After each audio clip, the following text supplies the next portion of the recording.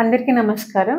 ఇవాళ మనం urinary incontinence అంటే ఏంటో తెలుసుకుందాం. యూరినరీ ఇన్‌కాంటినెన్స్ అంటే తెలియకుండా దగ్గినప్పుడు కానీ, పొట్ట మీద ఏదైనా ప్రెషర్ పడినప్పుడు, తుమ్మినప్పుడు కానీ, బరువులెత్తినప్పుడు కానీ, కొంతమంది స్త్రీలలో వాళ్ళకి యూరిన్ అనేది లీక్ అవుతున్నట్టు సెన్సేషన్ వస్తుంది. లీక్ అవుతుంది కూడా.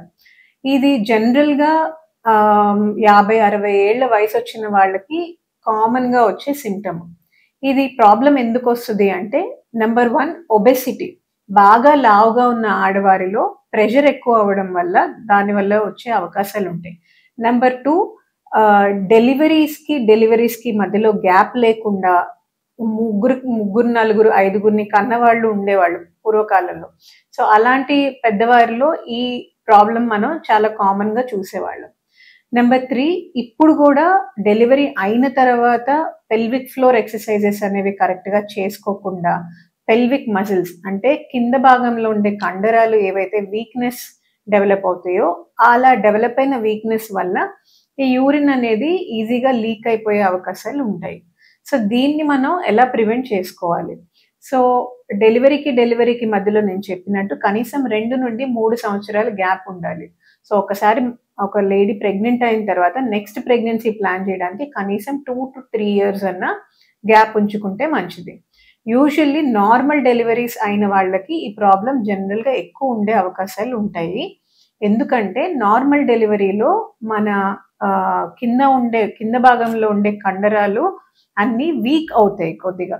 సో, అవన్నీ మళ్ళీ నార్మల్ స్టేట్‌కి రావాలి అంటే డెలివరీ అయిన తర్వాత పెల్విక్ ఫ్లోర్ మజిల్ ఎక్సర్‌సైజెస్ అనేవి అంటే కీగల్స్ ఎక్సర్‌సైజెస్ అనేవి కొన్ని మీ డాక్టర్ ఎక్స్‌ప్లెయిన్ చేస్తారు. అవి రొటీన్‌గా మీరు రెగ్యులర్‌గా చేసుకోవచ్చు. డెలివరీ అయిన తర్వాతే కాదు విడిగా నార్మల్‌గా ఉన్నప్పుడు కూడా చేసుకోవచ్చు. అవి చేసుకుంటే మనం ఇలా యూరిన్ లీకేజ్ అనే దాన్ని మనం ప్రివెంట్ చేయగలుగుతాం. ఈ ప్రాబ్లమ్ అనేది జనరల్‌గా ఒక రోజులోనో, 2 రోజుల్లోనో డెవలప్ అయ్యేది కాదు. సంవత్సరాల తరబడి ఇలా ఈ కండరాలు ఏవైతే ఉన్నాయో ఆ వీక్‌నెస్ స్లోగా ఎక్కువ అవుతూ వచ్చి ఆ కండరాలకి ఇంకా మళ్ళీ ఎలాస్టిసిటీ అనే శక్తి అంటే మళ్ళీ అవి నార్మల్ స్టేట్‌లోకెళ్ళే శక్తి కోల్పోతాయి. దానివల్ల మనం ఒక స్టేజ్‌కొచ్చిన తర్వాత ట్రీట్మెంట్ ఇచ్చినా గూడా అంటే ఎక్సర్‌సైజెస్ అవి చేసినా గూడా ఏం ఉపయోగం ఉండకపోవచ్చు. అప్పుడు సర్జరీ చేసి కరెక్ట్ చేయాల్సిన అవసరం పడొచ్చు. ఓకేనా? సో, దీనికి వల్ల నేను చెప్పాలనుకుందేంటంటే మీరు డెలివరీ తర్వాత ఎక్సర్‌సైజెస్ చేస్తూ ఉంటే ఈ ప్రాబ్లమ్‌ని మనం ప్రివెంట్ చేయొచ్చు. ఆల్సో పోషకాహారాలు మంచిగా తీసుకోవాలి డెలివరీ అయిన తర్వాత.